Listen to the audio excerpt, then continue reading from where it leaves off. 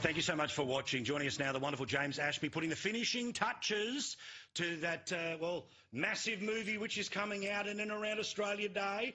Where do people book? How do they find the tickets for the most progressive movie ever?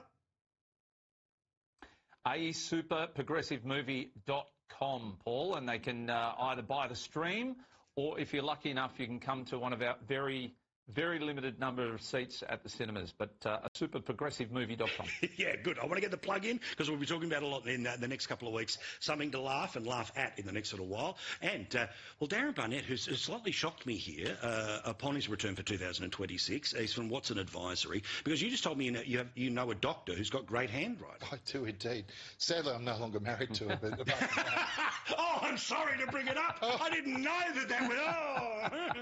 Okay, so let's get to the hate speech laws and about what is passing through Parliament right now. Now, for my sins, James, for the past couple of hours I have actually been watching the Senate because I've been trying to not just see the speeches but to see the spin that runs across the Labor speeches, the spin that runs across the Liberal speeches. Now, a version of these laws are going to pass because they're going to do a deal, but I certainly know that One Nation and the Greens are in a pretty similar spot here, which is, let's be careful about where we draw the lines here, but because of those numbers, it will pass. But I certainly know that your senator from New South Wales, among others, has noticed some real devil in the detail here. This will become law. What's the stuff that, once you shake it, stinks a bit? Well, this is some of the worst half-baked legislation that we have seen ever in the history of our Senate or in our Parliament in general. And I'll be honest with you, Paul, you know, if any of these politicians got a poorly cooked steak, they would be quick to send it back, right? Correct. Because it wouldn't be good enough. But when it comes to legislation, half-baked, poorly baked legislation, they just pass through. Yeah.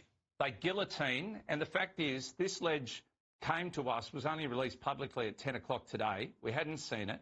And here we are debating it from 6:30 onwards.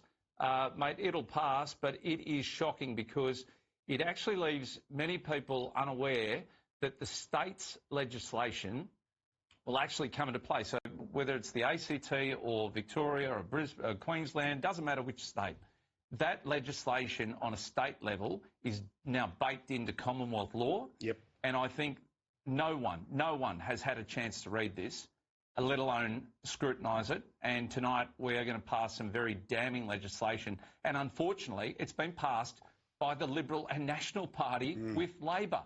They have done their dash with so many Conservatives across this country as a result of their decision tonight. It's going to hurt us, and the unintended consequences will not be felt for some time, but let me mark my words, it'll hurt Australians. Yeah, because, I mean, Darren, as I just was making the point before about the New South Wales protest laws, these things, and part of why I have maximum caution about them is not because I'm looking for, to create as many rocks as possible for people to hide under to say nasty and evil things. Rule out game. Correct. 100%. And we're in a scenario where if somebody on Australia Day wanted to have a march wearing keffiyehs, bang, no. But if it's the Invasion Day protest, that's okay. Well, hang on. Isn't one law clear about what's acceptable, and it's whether you do it or not, why you do it or not?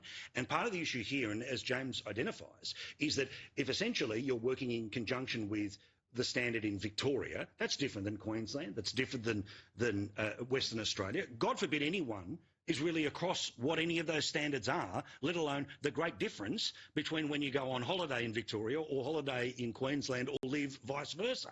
Well, even tonight, 7:30 report, they asked Michelle Rowland if someone says that there's been genocide in Gaza or that Israel should not exist, will they be able to say that or not say that?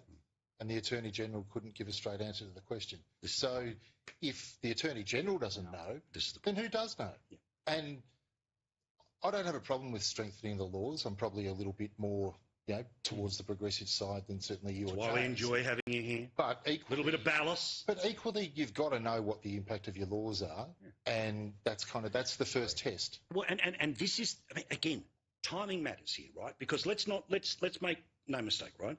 Susan Lee wanted political advantage in saying it's all Albo's fault. Bring the Parliament back. right? The Prime Minister now is trying to play for political advantage of trying to say, well, we have brought it back, but you didn't do what I wanted you to do. The reality about something like this is because it is complicated, because you have these crossroads, because of the rule-in, rule-out game, Australians need to know who has that power. And guess what? According to some Labor MPs on the telly today, and remember, Labor MPs aren't allowed just to openly talk. They, of course, had full approval from head office to say they're probably going to go further in the future.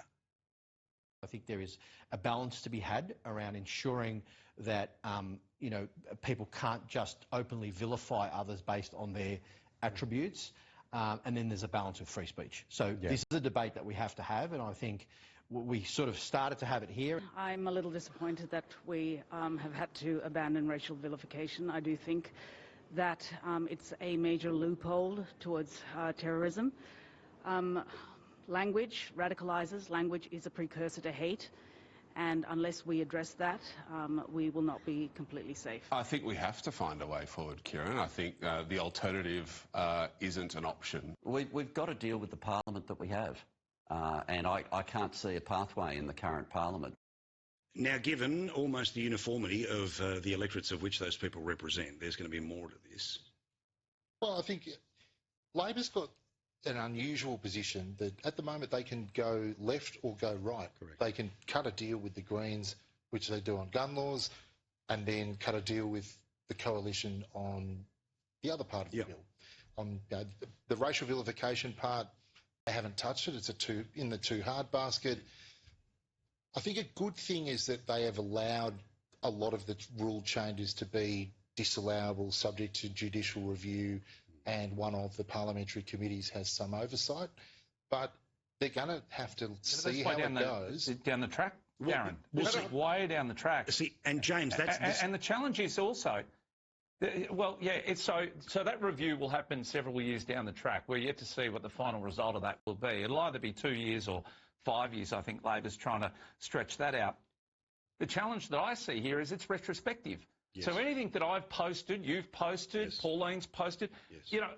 I may very well have to take my social media page down tonight.